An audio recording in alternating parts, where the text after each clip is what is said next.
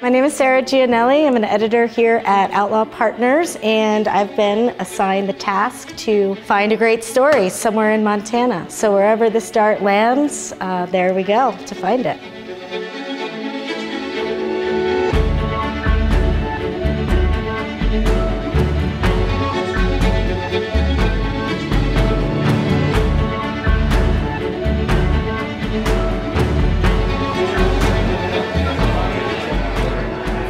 I come from a family that has been in Phillipsburg for getting close to 150 years, and I could never leave because this is my home.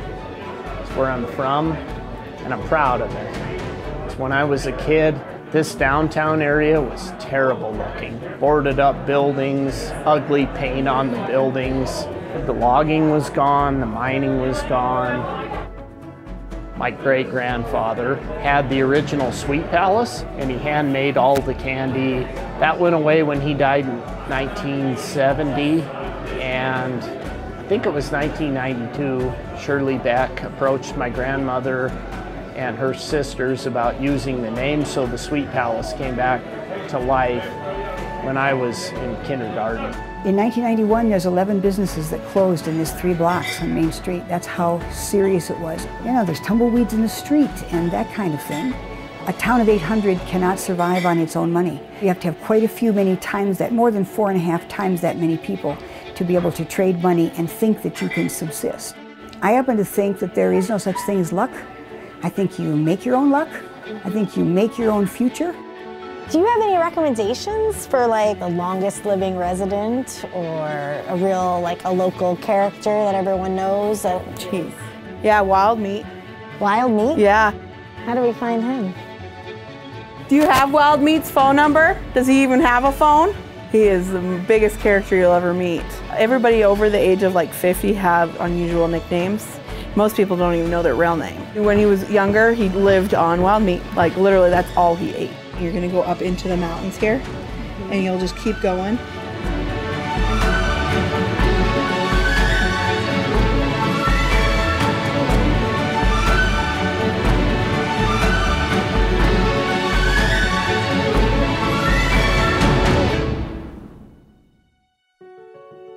When you were down in the mine, what was it like? Were you in a row with other men and miners? I just don't have any idea what it would be like to be. It's really hard to explain that without you being there.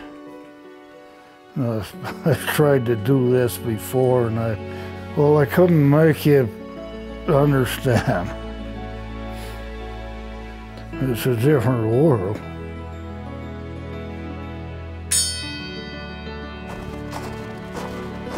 Well, that's a stamp mill from the Royal Mine. It's in the Boulder Mining District east of Maxville, Montana.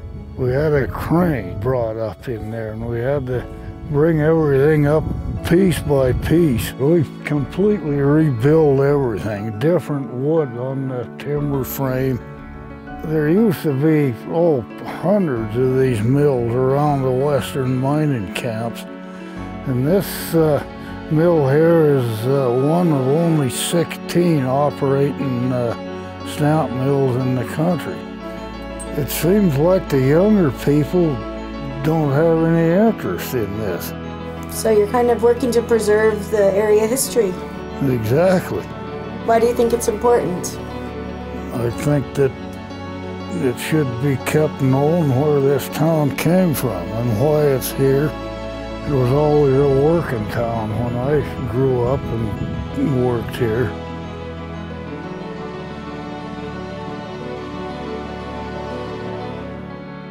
It takes a strong will and a strong back in the ranching community. But you've got to be able to roll with the punches. You know, you think you got a plan set for the day, and it'll change in the blink of an eye. And what do you think it is about ranching that it has been the steadfast sort of economic driver here? I think it's just a lifestyle, and where you get to live. You know, you don't have to answer to anybody but yourself, so to speak.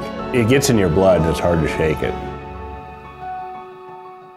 I think it goes back to why their ancestors came here in the first place. It's that pioneer spirit that keeps people here. Time after time and generation after generation. It makes you tough. It makes you stay here no matter what.